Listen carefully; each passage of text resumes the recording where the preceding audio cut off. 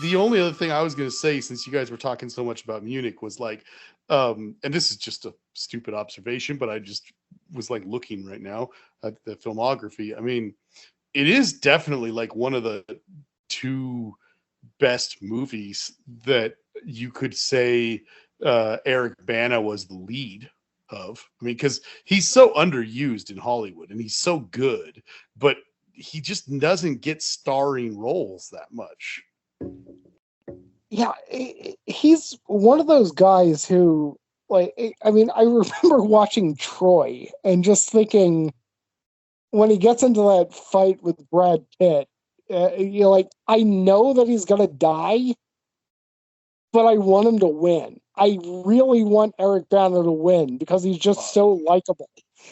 I mean, I could be wrong, but I think that that's what Wolfgang wanted. Yeah. Those, and by the way, those are back-to-back movies for him.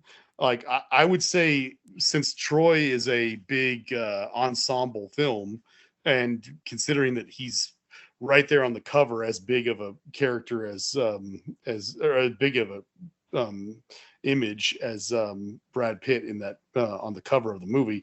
I mean, I would argue that he's like a kind of a co-lead. You know, I mean, because he has a lot more relevance to the story than Orlando Bloom does. But anyway, I don't know if you could kind of argue that, since like maybe it's like Hulk, Troy, Munich. I don't think he's a lead in The Other Bowling Girl. I think it's the two sisters, really, more than anything. I mean, he's the villain in Star Trek, but he's not the lead. You know, Time Traveler's Wife, he's one of the two main characters, I guess. But that's not a great movie, you know. I feel like he's, I mean, he definitely had a moment there, but to me, the best comparison I can make for him is like Adrian Brody.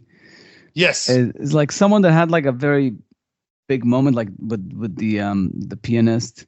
Sure. And he wrote that for a bit, and now he's just like a character actor, and he does this, he does that, he shows up like everywhere. Both of them are fantastic as character actors, but it's very, very tough to find a leading vehicle for them. It just is like whether it's the face, it's the charisma, whatever it is, it's just very tough. Like so those actors tend to keep working. I'm assuming both of them still work fairly consistently if they choose to, because they're good actors. But there's like this like star quality or charisma or whatever it is that like that DiCaprio and the Brad Pitts of the world have, that you just can't, like, you know, you can't put your finger on it. That just, you either have it or you don't. A great lesson from The Other Berlin Girl is that the Panavision Genesis should never have been a camera that people ever used on anything. That's funny. I mean, like, Gil, I remember this. You know, like, we went to go see Atonement, and you were pissed off at me because I took you away from other things that were going on in your life to go see Atonement. But I believe you. But a trailer in front of Atonement was The Other Bowling Girl, and I turned to you the moment that trailer popped up and said Genesis. I actually said that to you. I actually turned to you and said, like, oh yeah, that was shot on the Genesis. It looks like plastic. It has always looked like plastic. Something about that camera. I mean, definitely. I mean, I think the big example for me is Superman Returns. Definitely. Sure. Oh yeah, God. Wasn't that really good Don Cheadle, Adam Sandler movie also shot at the Genesis?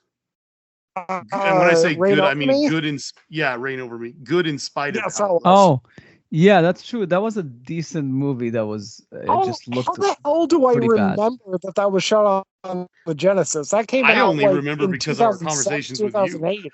And it's a very digital looking movie for sure. Yeah, extremely. Good movie too. Just looks really digital. Yeah, and like you said, plastic. It looks very plastic. Yeah, right. I mean, how do you actually put images on screen of Natalie Portman and Scarlett Johansson and it's just like I actually don't want to look at this. I mean, an example of a movie that works really, really well, that looks very digital, almost plasticky, is Collateral. Collateral is a very digital-looking movie, but the way the camera is used and the story is captivating. So the movie works. I can't explain it. Well, half of it was shot on film.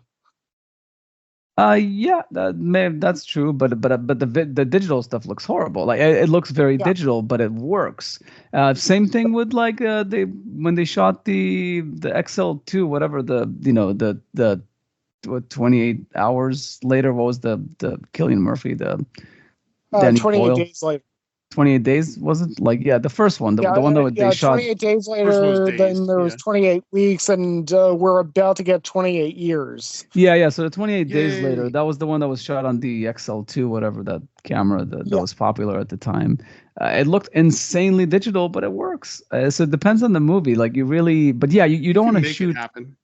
But the Genesis was a crappy digital looking camera that people were trying to shoot massive movies on. That was the issue with that camera. The other Bowling Girl was a clear example of a movie that should have been shot on film, especially at that time. Yeah. I mean, that was pre-Alexa. So, like... I mean, to this day, I make the argument that, I think that Blade Runner 2049 should have been shot on film. I mean, as much as I love Roger Deakins and it's a great looking movie, that movie is way too clean for the Blade Runner world. It was just way too clean. I am going to agree with you. And I mean, the least they could have done is like throw us some grain in there, like some digital grain. Like there's a way to add grain to the digital look, but he likes that clean look, and it looks nice, but it's just not Blade Runner, especially. And I hate the first Blade Runner, but I feel like if you've established like a dirty look, give us some texture, like just a bit more texture would have been nice instead of a kaleidoscope of colors that are super, super sharp. But that's just me. I don't know why I'm thinking of this, but go ahead. Sorry, Gil. I mean, I've served as your cinematographer on several movies at this point. Have we actually ever shot on film? No. But what I would do is, if I was gonna shoot a digital, I would just like either shoot at like a high ISO to have some grain, or I would add some grain in post. Like I'm just saying, like I would find a way like to add texture. I would shoot it on like funky lenses to make it a little bit blurry. Like Deakins is not into that. He wants a sharp image that he usually doesn't adjust in any way. And his lighting is always brilliant, but his movies, ever since the digital age, are just insanely sharp, and it doesn't suit every single movie. 1917, the same thing. It's just like I know it needed to be digital, but it didn't need to be as clean. It could have been a bit dirtier. It could have been like maybe like some like vintage lenses or something they could have used there to just give it a bit more of like a World War I look. And if and when my next directorial project gets made, Skyfall, it suited him. That's a modern James Bond. Of course, shoot that as sharp as you want. That makes sense. Yeah, I'm just. Sorry, what were you saying, Matt? I'm just looking forward to my next directorial project because Gil, I already talked to you about being my camera op, and we're finally going to shoot on film.